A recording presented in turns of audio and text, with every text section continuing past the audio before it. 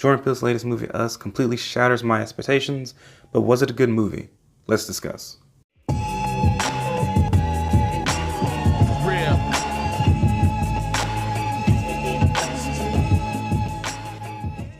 Welcome to the spoiler objective review of Jordan Peele's latest movie, Us. And in objective review, I like to break a movie down into 6 categories and assign weights to them depending on the genre to have the most honest, unbiased, objective review as possible. So let's get started with story.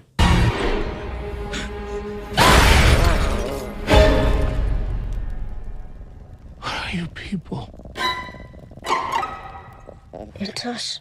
And there will be spoilers in this review. So the story starts off with our family, they're on vacation, and eventually their doppelgangers come around and start to terrorize them. And I went in this movie with a lot of expectations.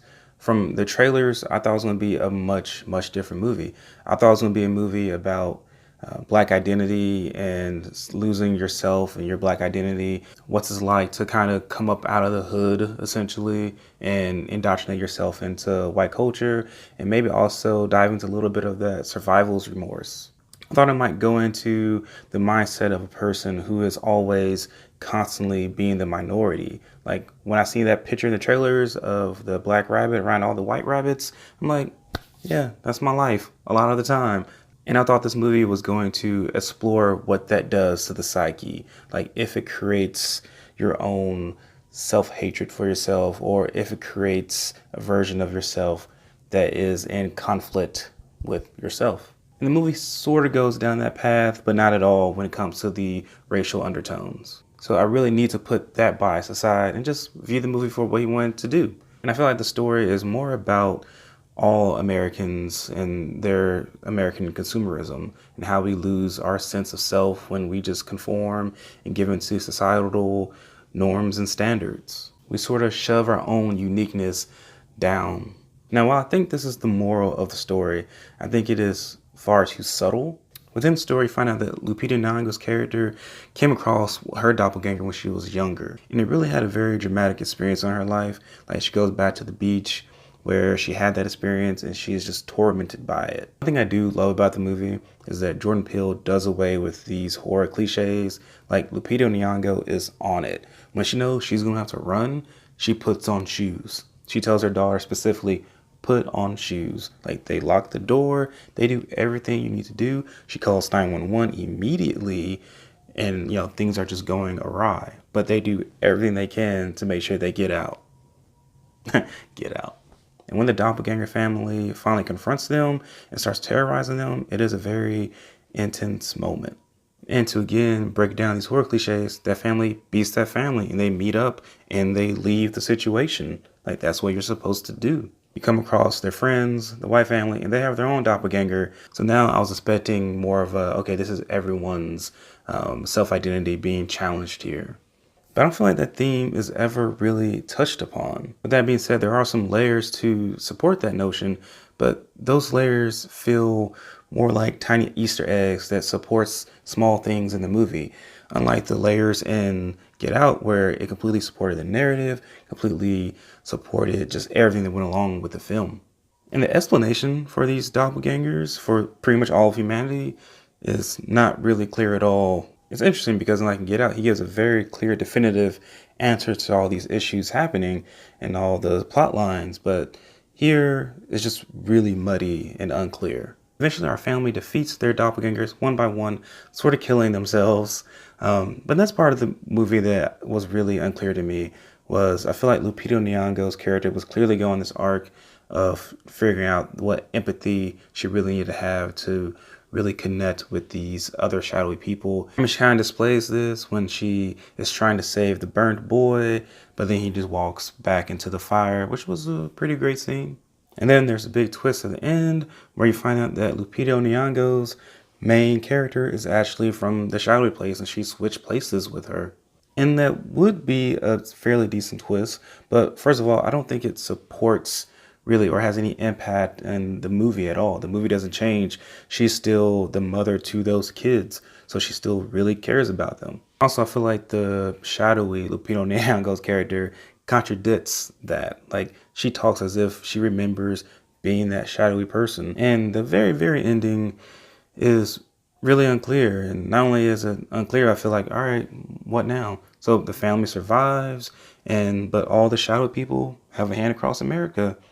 And I'm like, okay, what's the point? What was the goal of them doing this?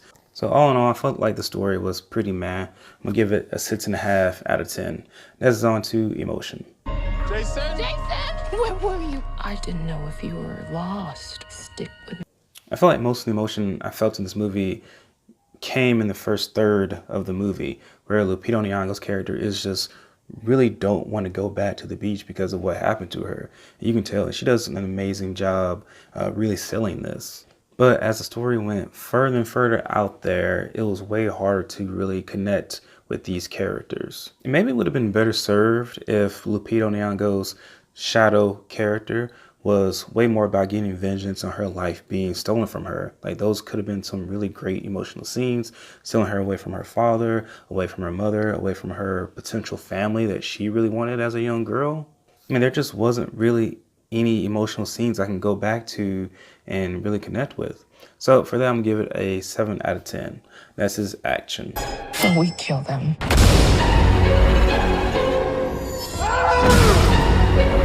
I don't expect much action from thriller movies anyway, but I felt like the first 2/3 wasn't an action packed, but the last third I thought was really good. Lupita Nyong'o's fight is, I think, really great. There's some great music mixed in there. A lot of I Got Five on it.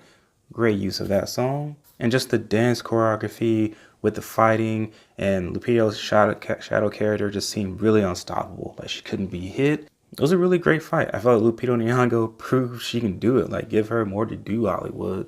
And that's possibly one of the things I do love about this movie is that Lupita Nyong'o's character is the main protagonist. Winston Duke kind of gets sidelined early on with this knee injury. And so physically, even though she has a much, much smaller frame than Winston Duke, she does most of the heavy lifting. Like her and his fireplace poker are unstoppable. Actually, even her daughter with a golf club was just freaking knocking girls all across the room. Like, kudos to them too. But this isn't like some action or superhero movie, so there's still not a lot of action there. So I'm gonna give it a 7.5 out of 10. That's on to comedy. What does I Got Five on it mean? It's about drugs. It's not about drugs. It's a dope song. Don't do drugs. I felt the comedy was pretty fine. I chuckled fairly all throughout the movie. I think I laughed out loud a couple of times. Winston Duke, I think, is clearly the standout here. He does a great job of really being the everyman. With that being said, a lot of the jokes didn't land. Maybe only about 40% of the jokes actually landed. So for that, comedy gets a 7.5 out of 10. Next is on to acting. Be careful. Winston Duke does a good job comedic-wise. He doesn't have that much to chew on. I really enjoyed the kids. I think they also did a great job being their shadowy selves. But without a doubt, this is Lupita Nyong'o's movie. She did a really great job, I think, especially in the early scenes where she is just so tormented to go back to this place. You really buy it from her. And also her as her shadowy doppelganger. I mean, the voice she uses is really great. Like Lupita Nyong'o does such a great job of crying but keeping that intensity. All in all, the acting was one of the highlights of this film. I give it an 8 out of 10. And that's is on to directing. Me, and I'll keep you safe.